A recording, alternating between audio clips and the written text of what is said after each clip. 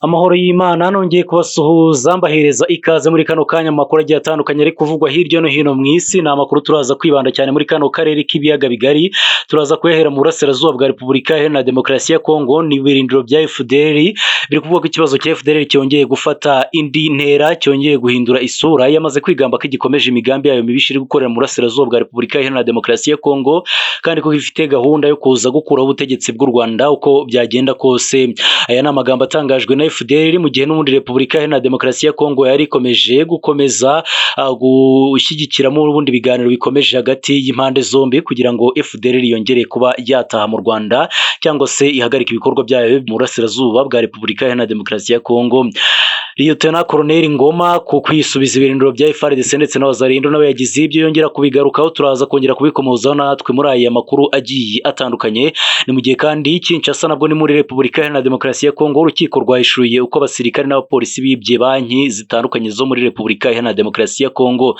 Turaza kuva muri aya makuru ari kuvugwa mu karere k'ibiyaga bigari hirya no hino mu karere, tugaruka mu yandi makuru ari kuvugwa hano mu Rwanda, turaza no gutinda cyane twita twerekeza mu makuru ari kuvugwa hanze ya Afurika muri rusange. Nizibye magambo rebo hasi yanditse subscribe kugira ngo tujye dukomeza kubana, ubundi nanjye mbahereza ikaze muri aya makuru ku buryo burambuye. Mu gihe hari hashize iminsi igisirikare cya Repubulika Iharanira Demokarasi ya Kongo kivuga ko kiri mu rugendo rwo gusenya umutwe wa FDL uhangayikishije u Rwanda, wo wigambye ko rwose izo gahunda ntazihari kandi ko ukomeje ibikorwa byawo nta nkomyi na ntoya iri mu burasirazuba bwa Repubulika ya Demokarasi ya Kongo aho ikorera. Ni ikimenyetso cy'uburyo gahunda yo gusenya FDL ikomeje kuba umukino wo kwihishanya, aho Repubulika Iharanira Demokarasi ya Kongo imaze imyaka myinshi cyane ikorana n'uyu mutwe, ibeshya ko ifite gahunda yo kurwanya aba bagize uruhare muri jenoside yakorewe abatutsi mu 1994 mu Rwanda. FDL yavutse mu mwaka wa 2000 ishibutse ku wundi mutwe n'ubundi wagiye ugahita wifona mu 1994. Abayishinze ni abahoze mu mutwe w'iterabwoba wagize uruhare muri jenoside yakorewe abatutsi mu 1994, ingabo zatsinzwe exfari ndetse na zimwe mu mpunzi z'abanyarwanda ziri mu burasirazuba bwa Repubulika Iharanira Demokarasi ya Kongo. Hashingiwe ku kuba FDL ari ikibazo ku mutekano w'akarere, ku itariki ya 27 Kamena mu mwaka wa 2025 u Rwanda ndetse na Repubulika Iharanira Demokarasi ya Kongo bifashijwemo na Leta Zunze Ubumwe za Amerika byagiranye amasezerano y'amahoro harimo ingingo yo gusenya uyu mutwe byimazeyo. Nk'uko umushinga w'ibikorwa byo gusenya uyu mutwe ubiteganya, mbere yo gutangira ibikorwa nyirizina hagombaga kubanza ubukangurambaga busaba abarwanyi bawo kurambika intwaro hasi mbere yo gucyurwa. Ku itariki ya 10 Ukwakira igisirikare cya Repubulika Iharanira Demokarasi ya Kongo cyahamagariye abarwanyi ba FDL kurambika intwaro hasi bakishyikiriza Leta ya Repubulika Iharanira Demokarasi ya Kongo cyangwa se ingabo ziri mu butumwa bw'amahoro bw'umuryango w'abibumbye MONUSCO. Nyuma y'iri tangazo, itsinda ry'abasirikare ba Repubulika Iharanira Demokarasi ya Kongo bewe n'umuyobozi w'urwego rw'ubutasi rw'igisirikare ry'iki gihugu Brigadier General Patrick Sasanzita ryoherejwe mu mujyi wa Walikare mu bukangurambaga busaba FDL kurambika intwaro hasi. Aba ofisiye bavuze ko nta barwanyi ba FDL babonye. Babajijwe impamvu bakoreye ubukangurambaga mu bice aba barwanyi batarimo, basubiza ko ariho hegereye ibirindiro bikomeye by'uyu mutwe w'iterabwoba. Abarwanyi ba FDL bahoze mu bice byinshi byo muri Kivu y'Amajyaruguru nka Rucuru ndetse na Masisi, ariko ibitero simusiga by'abarwanyi ba FCM23 bibakuraho bahungira mu bice bya kure bigenzurwa n'ingabo za Repubulika ya Demokarasi ya Kongo ndetse n'imitwe ya Wazalendo. FCM23 igaragaza ko hari abarwanyi ba FDL bahungiye muri ntara ya Kivu y'Amajyepfo bifatanye cyane n'ingabo z'u Burundi n'indi mitwe mu kugaba ibitero ku banyamurenge batuye muri teritwari ya Fizi, Uvira ndetse na Mwenga. Urwego rw'u Rwanda rushinzwe ubutasi FIC mu Kwakira muri 2025 rwagaragaje ko abayobozi bakuru ba FDL baba mu bice byo muri teritwari ya Walikare bigenzurwa na Leta ya Repubulika Iharanira Demokarasi ya Kongo nka Buhaya, aho barimo perezida wayo Lieutenant General Gaston Iyamuremye n'umuyobozi w'abarwanyi bayo Pacifique Ntahunguka uzwi cyane nka General Omega. Igisirikare cya Repubulika Iharanira Demokarasi ya Kongo kigaragaza ko abarwanyi ba FDL barimo bice bitandukanye bigenzurwa na FCM23 mu rwego rwo guhungira kure inshingano zo gusenya uyu mutwe nubwo kidashobora kwegurira ngo kibivuge. Umuvugizi wa FDL Foko Lieutenant General Octavien Mutimura nawe yunze mu rya Leta ya Repubulika ya Demokarasi ya Kongo ubwo yaganiraga na radiyo mpuzamahanga y'Abafaransa RFI, yatangaje ko abarwanyi babo baba mu bice FCM23 igenzura. kubera ko amasezerano ya Washington yemeza ko ingabo za Repubulika Iharanira Demokarasi ya Kongo arizo zifite inshingano zo gusenya FDLR.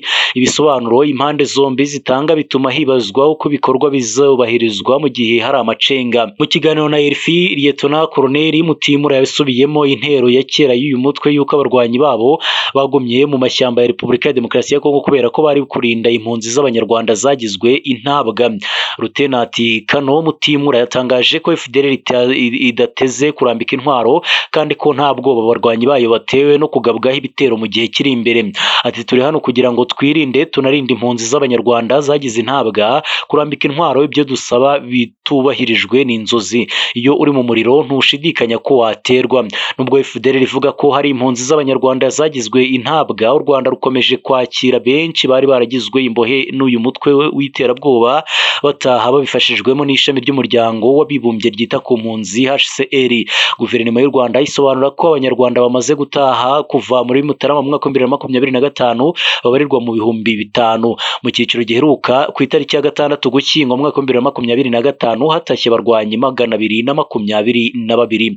Abo FDLR imenye ko bateganya gutaha mu Rwanda ntibagwa amahoro kuko bamwe muri bo irabica cyangwa se ikabaha ibindi bihano bikakaye birimo kubakorera iyicarubozo rikomeye cyane. Nawiha Feza aherutse kubitangariza Igihe ati ndi kumva ameze neza kuko ngeze iwacu mfite abana 3, umugabo baramwishe, twari turi kugira ngo dutahuke baramwica, nza njyenyine mfite icyizere ko tuzabaho neza kuko tugeze iwacu. Mu gihe cy'intambara ya FCM23 yatangiye mu Gushyingo mu mwaka wa 2021, leta ya Repubulika Iharanira Demokarasi ya Kongo yumvikanye kenshi cyane igaragaza ko FDLR ari umutwe ugizwe n'abarwanyi bake, abenshi muri bo bashaje ku buryo ngo badashobora guhungabanya umutekano w'u Rwanda. Muri Nzeri mu mwaka wa 2022, Perezida Felix Antoine Tshisekedi Chilombo yagize ati kuva najya ku butegetsi bw'igihugu cyanjye twacyuye inshuro zirenga 2 abarwanyi bagera mu magana ba FDLR. Mu by'ukuri ni ikimenyetso cy'uko hari ubushake kandi uyu munsi FDLR ni umutwe udateje ikibazo na kimwe ku mutekano w'u Rwanda. Ibi leta ya Repubulika Iharanira Demokarasi ya Kongo ivuga mu gihe ingabo zayo zikorana cyane n'uyu mutwe w'iterabwoba nk'uko impuguke za Loni zabyemeje muri raporo zayo zemejwe n'akanama k'uyu muryango gashinzwe umutekano. Raporo zitandukanye zigaragaza ko abarwanyi ba FDLR bari hagati y'500 ndetse n'300. Ibyo Lieutenant Colonel Mutimura yagaragaje ko atari byo kuko umubare w'abarwanyi b'uyu mutwe w'iterabwoba uruta uwakore cyane. Ati dufite umubare munini cyane, ingabo zacu ni nyinshi cyane. Muri Kamena mu mwaka wa 2025, umuvugizi w'ingabo z'u Rwanda Brigadier General Ronald Rwivanga yatangaje ko abarwanyi ba FDLR bari hagati y'7,000 ndetse n'10,000 kandi ko iyo bamenye ko bashobora guterwa bivanga n'abaturage kugira ngo babakingire ikibaba. Nyuma y'igitutu cy'amahanga muri Nzeri mu mwaka wa 2024, ingabo za Repubulika Iharanira Demokarasi ya Kongo zateguye ibikorwa zise ibyo gusenya ibirindiro by'umutwe wa FDLR mu bice byegereye umujyi wa Sake birimo Chove, Kimoko, Rupango ndetse na Mubambiro. Mbere y'uko ibikorwa bitangira, General Major Peter Chirimwami wari guverineri w'intara ya Kivu y'Amajyaruguru yabimenyesheje abayobozi bakuru ba FDLR bimura ibirindiro byabo.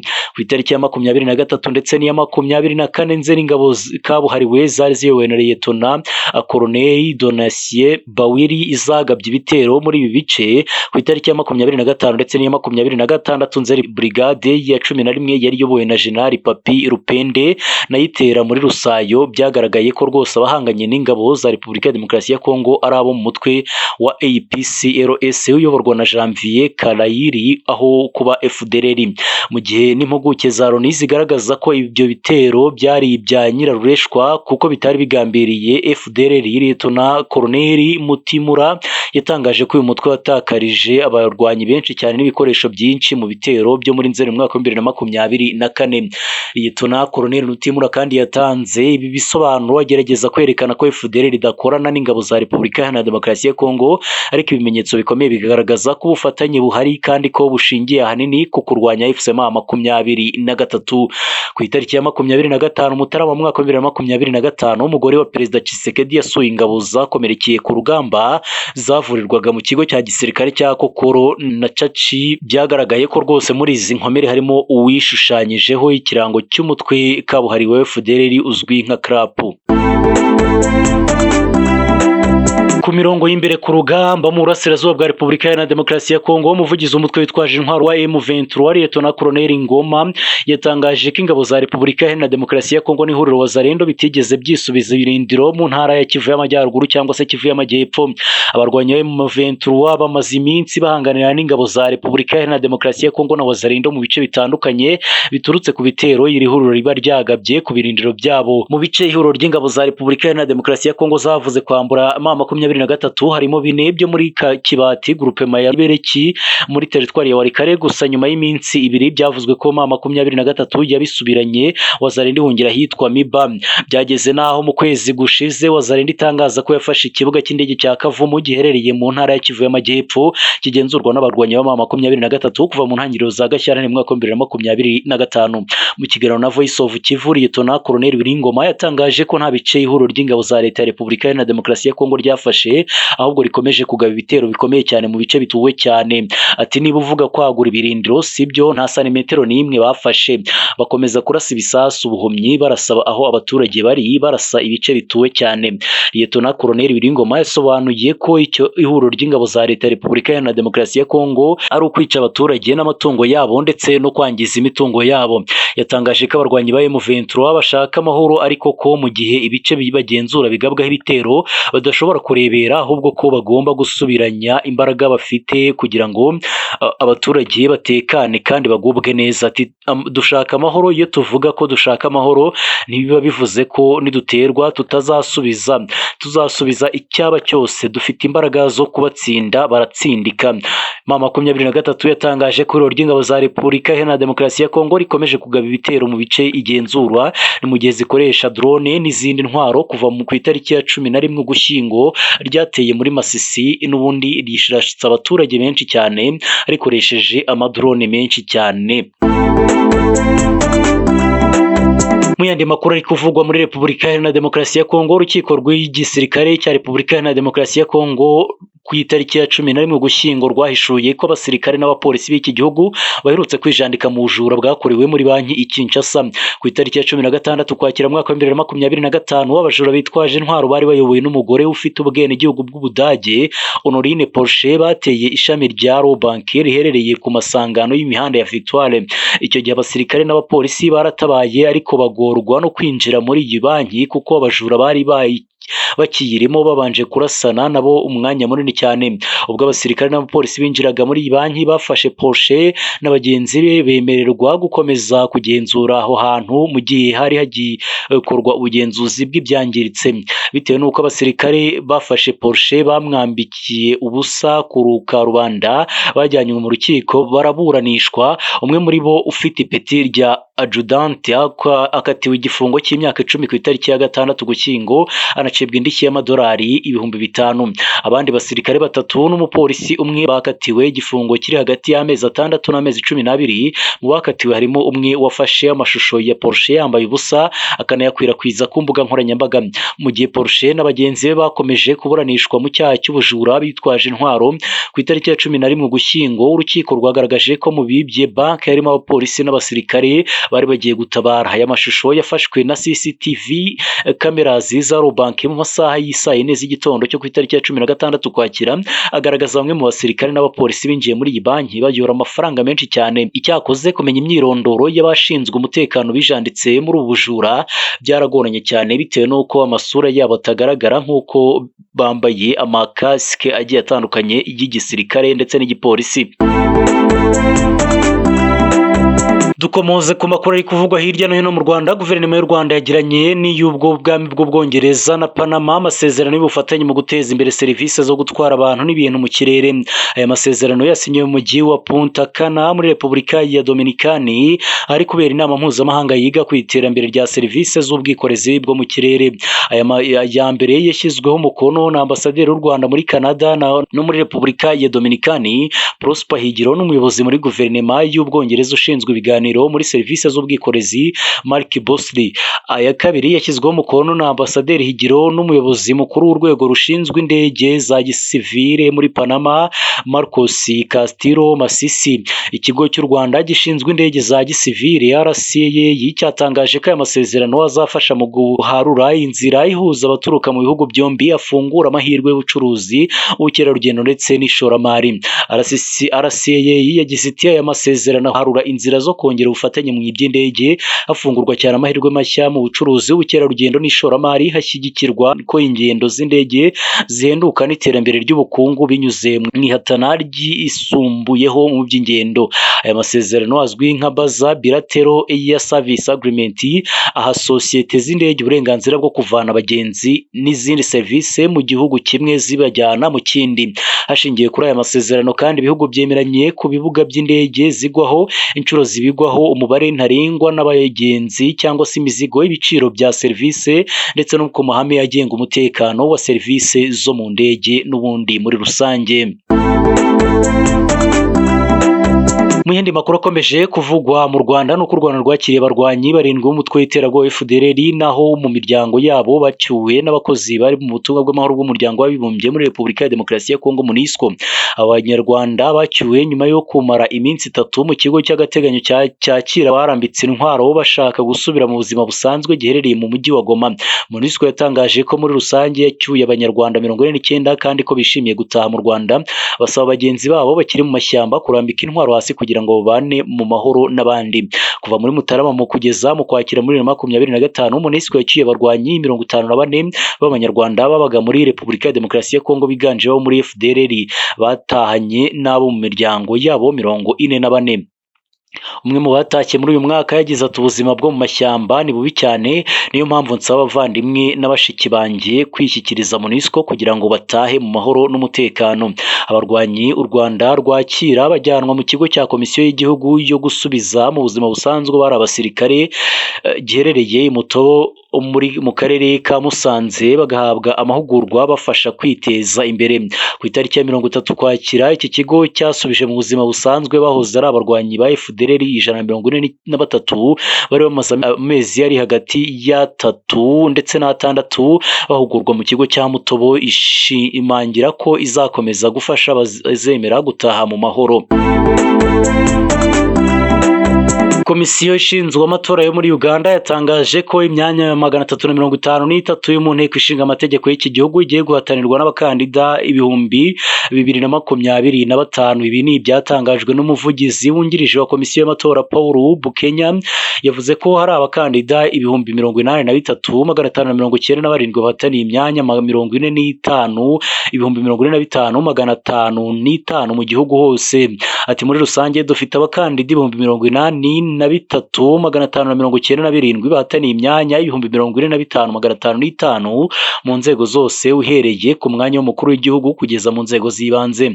Yakomeje avuga ko ku mwanya w'ubuyobozi bw'akarere ihataniwe na 523 bahataniye imyanya 146, mu gihe imyanya y'ubuyobozi bw'abagore mu karere ihataniwe n'abagore bagera kuri 610. Ni mu gihe hategerejwe amatora abanzirizwa n'ibikorwa byo kwiyamamaza byamaze gutangira.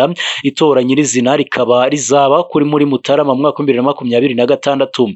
Mu mpera za Nzeri mu mwaka 2025 nibwo muri Uganda hatangiye ibikorwa byo kwiyamamariza mu matora ya perezida. Abarwanashyaka b'ishyaka NUP rya Bobi Wine n'abandi barishyigikiye bakunze gusakiranya n'inzego z'umutekano, bamwe bakatabwa muri yombi. Bukenya yasabye abaturage n'inzego zose bireba kuzakora amatora n'ibikorwa byo kwiyamamaza mu mahoro ndetse n'umutekano. Amatora ya perezida muri Uganda azaba ku itariki ya 15 Mutarama mu mwaka 2026. Mu yandi makuru akomeje kuvugwa hirya no hino ku isi, urukiko rwo muri Gabon rwakatiye Sylvia Bongo Ondimba, umugore w'umuwahoze ari perezida w'iki gihugu wari Bongo, n'umuhungu wabo witwa Noureddine Bongo Valentin igihano cyo gufungwa imyaka 20 nyuma yo kubahamya ibyaha birimo kunyereza umutungo wa leta ndetse n'ibindi bijyanye n'ibyaha bya ruswa. Ibi riburanishwa ryamaze iminsi 2 ntiryagaragayemo abo bombi kuko bari bari mu mujyi wa Londres mu Bwongereza nyuma yo gufungurwa muri Gicurasi mu mwaka 2024 kubera impamvu z'uburwayi. Burayi. Sylvia Bongo Ondimba n'umuhungu we bari batawe muri yombi muri Kanama mu mwaka wa 2023 nyuma y'ihirirwa ry'ubutegetsi bwa Ali Bongo.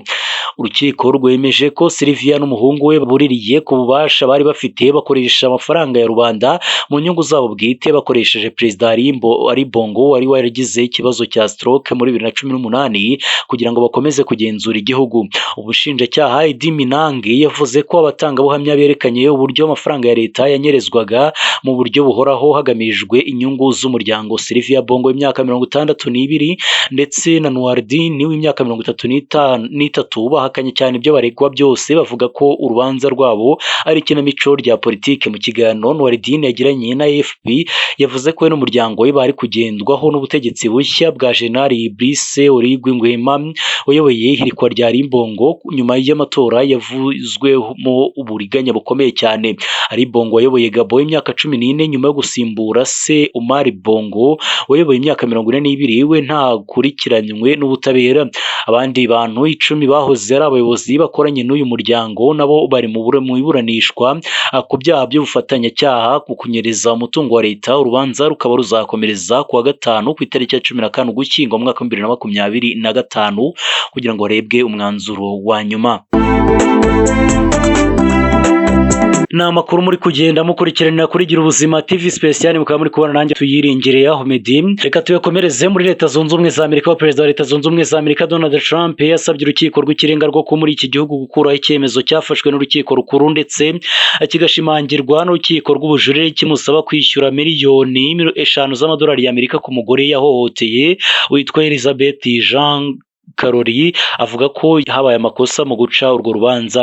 Ibi yabisabye avuga ko umucamanza waciye urubanza Lewis Kaplan hari amakosa yakoze. Trump avuga ko umucamanza atarakwiriye kumva ubuhamya bw'abagore bigeze kumushinja kubahohotera ndetse no gushingira ku mashusho yo muri 2005 agaragaza Trump avuga ko akunda gusoma ndetse no gukorakora abagore. Avuga ko ayo mashusho ubundi atarakwiriye kuyabona. Ati nta mutangabuhamya wari uhari, nta mashusho abyemeza, nta raporo ya polisi cyangwa se iperereza, ahubwo Karori yategereje imyaka irenga 20 yo kugira ngo abeshyende Donald Trump nyuma yuko abaye perezida wa 45 kugira ngo amwihimureho maze abyungukiremo. Urukiko ntirwahise rwemeza niba rwakiriye ubujurire bwe. Elizabeth Jean Karoni yatangiye kurega Donald Trump muri 2019 akiri ku butegetsi muri manda ye ya mbere. Mu 1996 nibwo Trump yashinjwe gukora igikorwa cyo guhotera Karori. Magingo aya akaba afite imyaka 80. Nyuma yuko Trump arezwe yaje guhakana ibyo yarezwe, arangije anavuga ko Karori yamubeshyeye cyane. Ibyatumye Trump aregwa ibirego bibiri byose yatsinzwe, ategekwa kwishyura miliyoni 2 z'amadolari y'Amerika mu gihe icyo gusebanya yaciwe miliyoni 3 z'amadolari y'Amerika. Mu makuru ari kuvugwa hirya no hino mu mikino ndetse n'imyidagaduro, umugabo w'imyaka 34 wo muri Hongiriya yitwa Sbaroksi Sepe yaciye agahigo ko kumara iminsi 6 ari kubyina mu mukino wo kubyina uzwi nka Dance Revolution. Ni agahigo kari karamaze imyaka 10 karashyizweho na Kari Swideki wabyinnye iminsi 5 amasaha 138 n'amasegonda 38. Sepe agakuraho arengejeho amasaha 148. Uyu mugabo yavuze ko asanzwe akunda kubyina cyane ndetse agakunda n'uyu mukino, aho yari amaze imyaka igera kuri 20 awukina, ariko hari naho yageze ntibibe bikiri gukina byo kwishimisha gusa ahubwo biba no kwitoza. Atabanzi barabizi neza ko nkunda guhangana, guhagarara amasaha menshi ntabwo ari ibintu abantu bamenyereye, ariko nta kintu gitera imbaraga cyane nko kubyina cyangwa se gukora siporo wumva indirimbo ukunda. Dance Revolution ni umukino w'Abayapani wakozwe mu 1998 aho ukina ashyiramo indirimbo ashaka hanyuma agakurikira injyana ndetse na patterns areba muri screen. Muri uyu mukino Sepe yabyinnye indirimbo 3000 ndetse agabanya ibiro birenga 2, ubwo bisobanuye Karori 22,000 gusa yagendaga aruhuka. Amabwiriza agenga igitabo cya Guinness de Record avuga ko ku mukino nk'iyi umuntu aba yemerewe iminota 10 nyuma ya buri saha yo kurya ndetse no kuba yakoresha ubwiherero cyangwa se kuruhuka muri rusange. Ikigo cy'ikoranabuhanga cya Google cyaburiye abakoresha internet rusange public wifi ko internet ishobora korohereza abajura bakoresha ikoranabuhanga kugera ku makuru yabo arimo n'ayabanki bakoresha. Ibi ngibi cyabitangaje mu nyandiko cyashyize hanze zerekana ko uburyo umuntu yakwirinda ubujura bwifashishije ikoranabuhanga. Iki kigo cyagaragaje ko umuyoboro ukoreshwa network na wifi rusange uba woroshye kwinjirirwa n'abahaka ku buryo bashobora kumenya amakuru yose y'ibyo wakoze ukoresheje wifi, birimo password z'ibindi bintu bitandukanye wafunguye uri gukoresha iyo wifi. Ibi kandi byemejwe n'abandi bahanga mu bijyanye n'ikoranabuhanga ndetse n'ubwirinzi kuri internet, cyber security, barimo Dr. Imani Niri wigisha kuri kaminuza ya Oxford Brookes University. Ati wifi rusange nyinshi ziba zifite ibyago byinshi kuko ziba nta bwirinzi zifite, bivuze ko abajura bifashisha ikoranabuhanga bari gukoresha umuyoboro umwe bashobora kuwukuraho amakuru agiye atandukanye, cyangwa se nabo ubwabo bagashyiraho wifi yabo kugira ngo bibe abari kuyikoresha. Google yasabye abantu kwirinda gukoresha banki cyangwa se izindi serivisi zisaba password bari gukoresha wifi rusange kugira ngo birinde abajura bashobora kwifashisha ayo makuru banyuze kuri iyo wifi muri rusange.